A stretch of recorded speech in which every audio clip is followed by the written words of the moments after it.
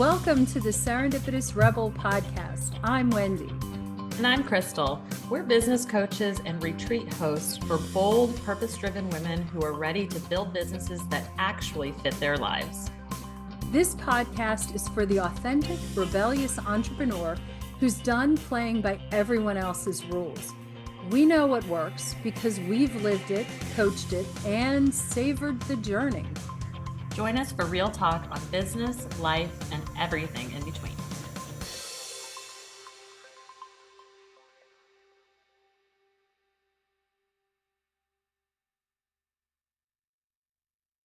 Hey, everybody. Welcome to this week's episode of the Serendipitous Rebel podcast. I'm Wendy, and I'm here with the amazing Krystal. And today we're going to talk about who don't you want to be? Hey, isn't that a magic question? And why does that matter? Exactly. And just a touch of backstory. I listened to the recent episode of the Wild Card podcast on NPR, and Melinda Gates was interviewed. Um, and actually I should say Melinda French Gates was interviewed. And this was a question that she had that she was starting to ask herself as she was in her own messy middle and transitioning into her new life. And it really did stop me in my tracks because I was like, wow, we spend so much time answering, who do you want to be? And I hadn't really given it any thought what the flip side of that. And who you want to be is such a really goal oriented, forward thinking, big picture kind of question. Whereas who don't you want to be really is a boundary. Yeah. So we thought that we would have a conversation about that. Yeah, so what I love about the differentiation between this is, like you said, who do you want to be is so goal oriented. Sometimes it feels aspirational, which sometimes feels unachievable, especially to women, right? Like, I Yeah. would love to be this, but yeah, that must be nice, but that's not going to happen, right? Yeah. And we use this question with our clients. Mm-hmm. And who do you want to be? If you've listened to our podcast before, you've heard our backstory, you know, this was a big question that inspired me to do things like close down my travel business however many years ago. Wendy was my coach. She asked me this question. I had a midlife crisis. No, I'm kidding. I really sat there and thought, who do I want to be? And from there, kind of decided, okay, everything I'm doing is not in service to that. I think that sometimes people have real clarity on that, but I think when you're in the messy middle and you're so overwhelmed by all the hats that you're wearing and all of the roles that you're playing, there becomes a very fuzzy line between who you want to be and who you think you should be. So I think adding that other question and that layer of who do you not want to be helps at the very least eliminate some possibilities so you can get through that decision fatigue and narrow it down a lot faster. Yes. Yeah. And can really give you some clarity on the values that are driving you and all of the other things that are really important when you are trying to be the leader in your own life, maybe, or be intentional about the life you're trying to design. Yeah, and I love that. I love how you just extrapolated the question into into relevancy, I think. You know, we talk so much about alignment and misalignment. And when you're feeling maxed out, when you're feeling all of these exhausted, the burnout, the I'm in transition, sometimes the who do I want to be does feel very abstract and overwhelming. But with the alignment piece really is, or misalignment, and saying, who do I not want to be? Hey, you feel it immediately.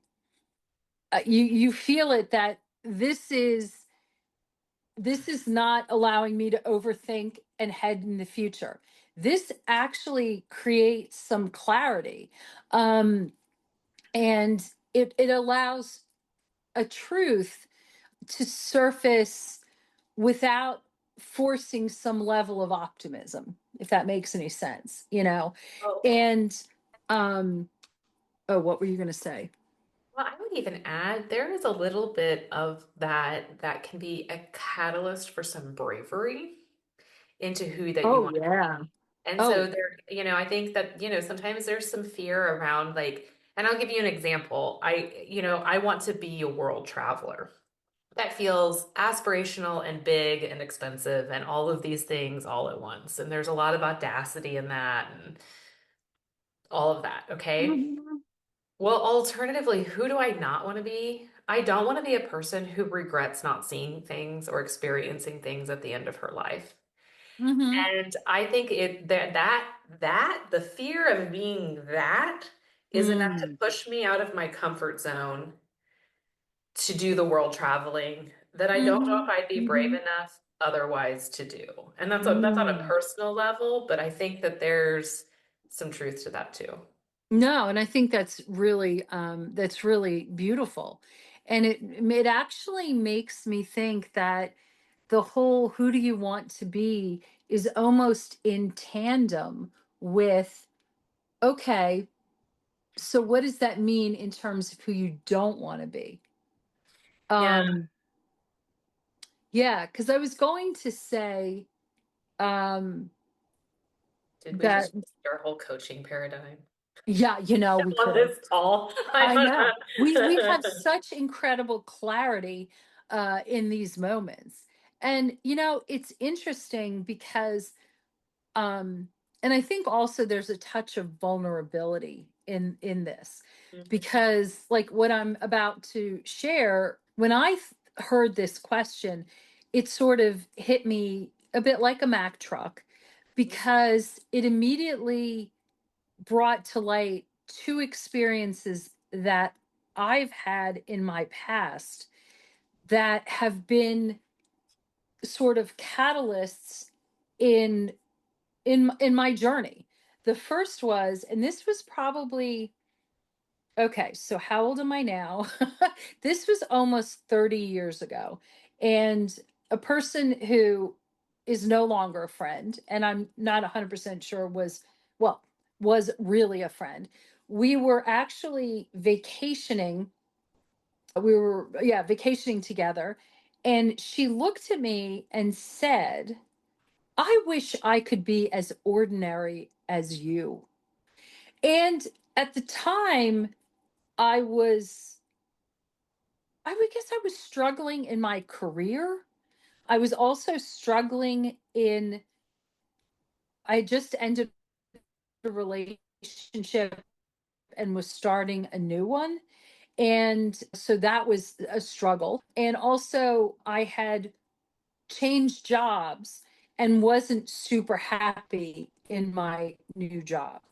So I didn't know, and she might have just meant that she was more beautiful than me.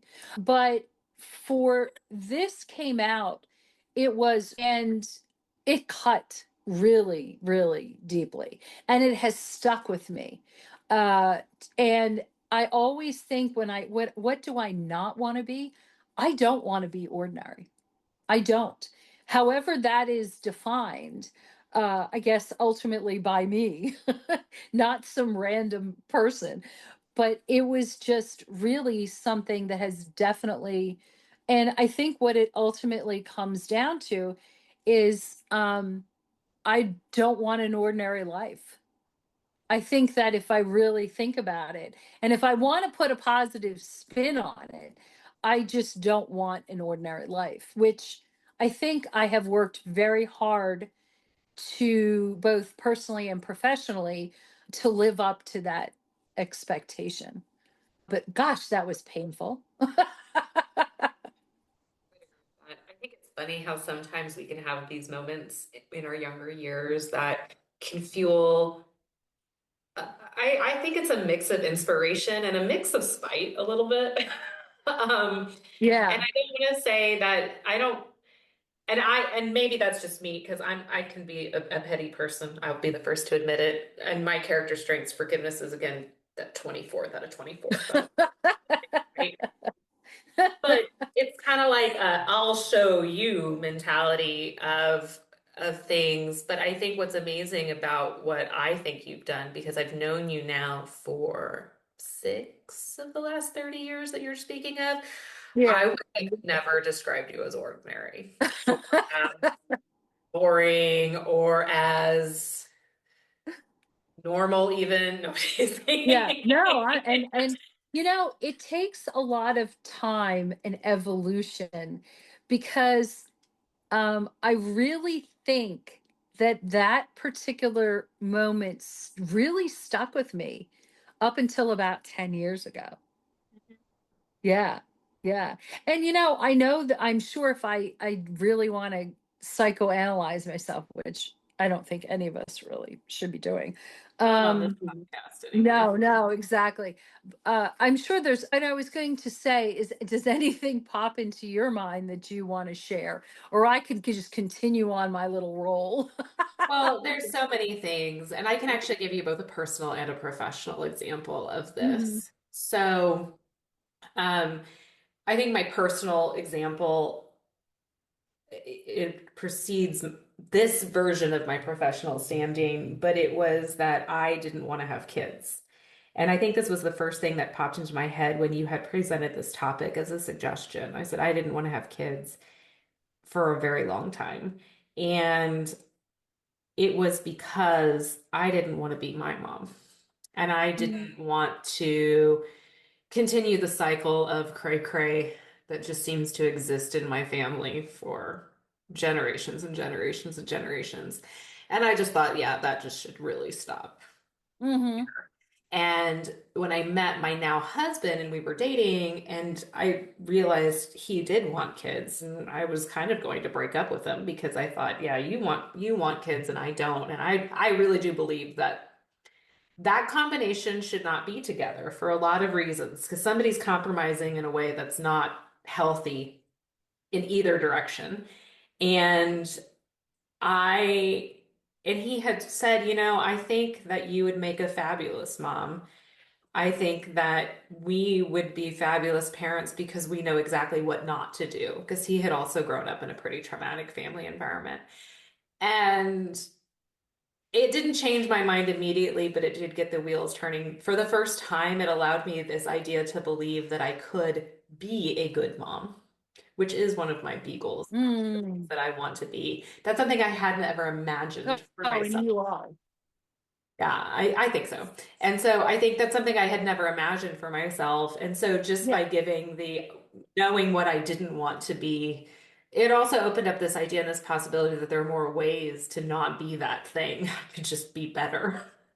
And I think that helped Mhm. bring in to the professional example I would give is that, we went through a business breakup with an old business partner that had a really rough ending. And this person had threw a lot of daggers at the end of that.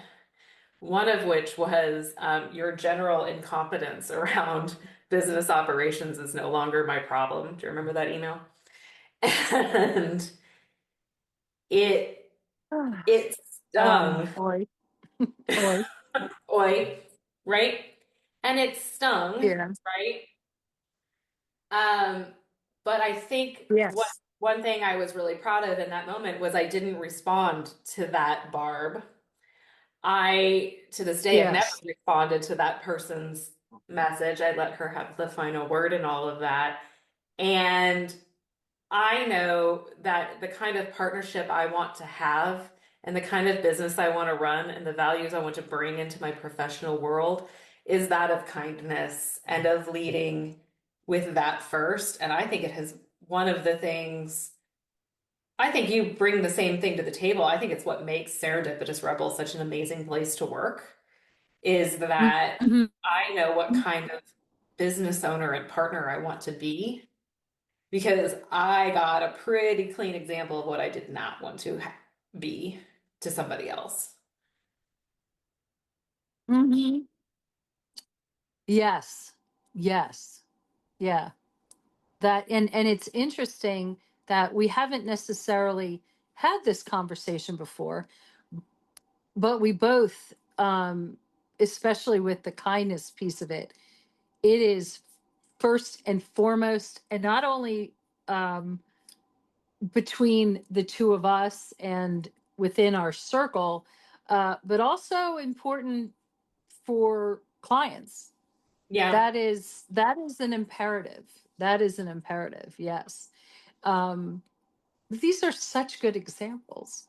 Um, I also think about 10 years ago, I started to feel invisible. I don't know if it was the start of menopause. I don't know what it was, but I really did start to feel very much invisible. And here I am working on being a female entrepreneur in the online space. And I'm like, who sees me? Who sees me? And I remember my husband and I were at a ball for, it was actually the Marine Corps ball.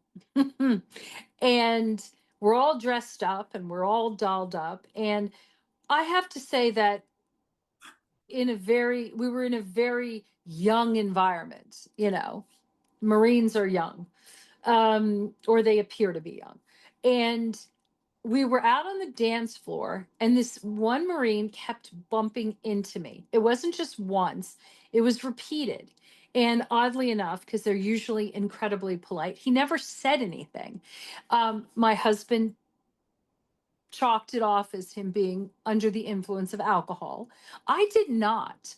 I took it that, don't you see me? And it was that moment where I really thought, I want people to see me so they maybe won't step on my feet, impinge on my dancing, all of these sorts of, or actually it wasn't just the dancing, it was actually impinging on my ability to actually have a good time. And that also has stuck with me in terms of, I do not want to be invisible. Um, and I still at times, sometimes these things don't necessarily disappear with a snap of the finger. It's these are things you work on. I still someday am like, I am invisible. And that's where sometimes I get accused of being a little extra. Um, and I can actually relate it to why do I feel that I have to really go a little overboard on some things. Fortunately, I can't think of a work except maybe for uh over ideation. Oh, that could be why. That actually could be why, now that I think about it. That maybe I over ideate to a large extent because I want to be seen. I don't know. I'm when I over ideate, the only person that sees it is you. But that's good enough. Because again, my square squad is small, and I realize that there's not many people that I actually give a shit. Well, Um, but I think that's a great example of how you can use what you don't want to be to motivate you in a positive way into something and channel it into something that's good because yeah, you are the ideator of yeah, Serendipitous Revel, and um, there are so many beautiful things that come out of that. The Savor yeah, framework, all of our amazing challenges, our newsletter content, guys, is all through the brains of Wendy. And so I think it's really looking at this is how you show up to be visible. I want to be visible. And it's motivated by this feeling of not wanting to be invisible. And I think that's a really great way to say, hey, this is how I'm going to make this functional. And because yeah. so much of what you don't want to be, you know, I don't want to live the ordinary life. I definitely feel that. I don't want to be a bad business partner. I don't want to be financially insecure. That's a huge driver for me. I know. Hmm. I don't want to be insecure financially in retirement. So that's a huge motivator for me to work through things um, and save it the way we do, and the way and plan for the future the way we do now. That's a huge driver for me. And so I think it's just understanding with people, these are ways to help you eliminate some of the negative things in your life. And I think it's really important though to take the next step though and just say, okay, well, how is that going to translate in how I show up intentionally? Exactly. And I think that's the differentiator. I think that's what Melinda French Gates really kind of took in that interview that you would listen to. I listened to that clip, and I think that she just did this beautiful job of just saying so much of things are in my life are in service of what I don't want to be. And Mm-hmm. so I need to make changes. And think about that when you think about business owners and think about our audience, right? So many of us go into the online space or into owning our own business because of something we didn't want in our corporate Mm-hmm. life, right? Mm-hmm. I don't want to be a person that is a slave to my desk from 9 to 5. I don't want to be on call Mm-hmm. 24/7. I don't want to work nights and weekends. I say that because we both came from Mm-hmm. events and meetings industry, and that's guess when meetings and events, and I did a lot of weddings. Guess when people get married, it's nights and weekends. Um, Yes. I don't want to be um I don't want to be talked down to or degraded all the time in my job, right? Mm-hmm. Mm-hmm. And I don't want to feel guilty about missing time with my kids. I don't want to feel Right. bad about all of the doctor's appointments I have to take my kid to. I don't want to do all these things. That is really the driving force that I have brought into every business that I have created is I don't want any of this. So we're going to create a business that's in service of the things I do want to be. Right. Right. Yeah. And I think the beauty of that is, and what really lends itself to the entrepreneurial world is that with the right tools, um, we are able to create what it is that we want. Hmm. That, as you said, that is in service to the life that we want. And I Yeah. think that's so powerful. It is so powerful. Yeah. And really important, and such an important thing as we enter the later years, it becomes more and more important, um, that we understand that we matter, that Hmm. we don't take a back seat. And I actually shouldn't say it, it should actually be that case from well, from childhood, from birth, actually. We always should matter. We always should, um, take up whatever space we want without any apology. Um, and that we should be allowed to be the authentic, whatever adjective you want to add into that. I could be the most authentic, crazy, whatever, non ordinary person in the whole world. And there should be no apology with that. Yeah. No, there shouldn't, but I think it it really comes back. That's why align with your passion and purpose is a key Hmm. pillar of Savor, right? This is Hmm. the alignment piece. And I think this is a Hmm. great question that helps you really ask yourself if you are aligned, because it asks that key question of and this is where it was really such an important question for me when you asked this of me, who do you want to be? Okay. That was in a season Oh, of my life where I understood everything that I was doing professionally and everything yeah. else was in service of what I did not want to be. Uh-huh. Well, and the interesting part of that question is, the not in that question is, who do you want to be that is not financially tagged? Mm, Because that was the one that was part of that whole thing. I don't remember that part. Say more. Um, Maybe it wasn't the who do you want to be, but oh, it was what were your successes, and they couldn't be. I'm sorry, I got it a little mixed up. Well, It that's was okay. what were your successes But the piece of it was, who do you want to be that's not tied specifically to finances, which allowed more and greater exploration, I think. But I anyway, agree. I digress. I agree. Yeah, I think the very fact that what I hope people take away from this conversation is setting boundaries is a really good, healthy thing to do. And if you actually set them as early on as you can, I mean, and that's not easy. It is so not easy. And it's interesting because I think about conversations that we've shared and that we've heard from our daughters. Good Lord, they know how to set boundaries already, to Hmm. which I am it's just such a proud glowing moment. Sure. And sometimes really obnoxious as a parent, but I digress. Right. Yeah. Very true, but it's all, but these are those things that we hope that you can really hold on to, grasp on and hold on to early on, um because it serves you so well as you go through life. Hmm. Setting boundaries when you've been married for 25 years and the kids you're empty nesting, it becomes harder.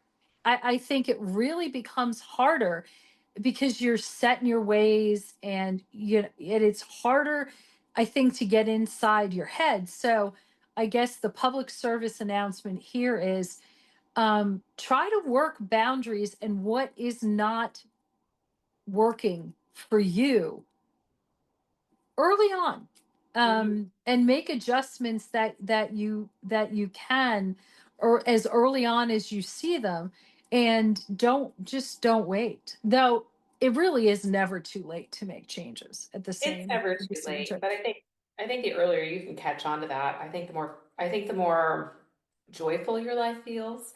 And Yeah. I think again, there's something so blissful about that feeling that you are in alignment and that you're living this life that you want, and so discouraging if that's not how you're feeling. And I think Yeah, the big piece of that is like, who do I not want to be? And what are you doing that's in service to that? And what can you change? I love it. I love it. Yeah. Well, I hope this has been as enlightening for our listeners as it is for us. I do love our podcast I just know. because it's So, like our own little personal therapy sessions. so nice. It's so nice to process out loud. Well, I love it too Yeah. when people send me DMs or messages. So yeah, please DM us, send us messages if this has resonated with you. Those are like such nice little bright spots when those pop up of like, this really spoke to me today. Yep. Oh, all right, guys. Well, until next week, we are so excited to have you here. Thanks for joining us. Thank you. Bye. Bye.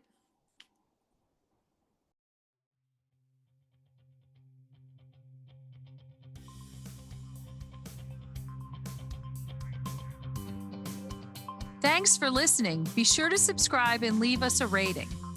But only if you liked it. Otherwise, just keep it to yourself. You can learn more about our upcoming masterminding opportunities on our website at serendipitousrebel.com. And if you have topics you'd like to hear about, be sure to submit them on our website or DM us on social media. Hey, see you next week. Bye. Bye.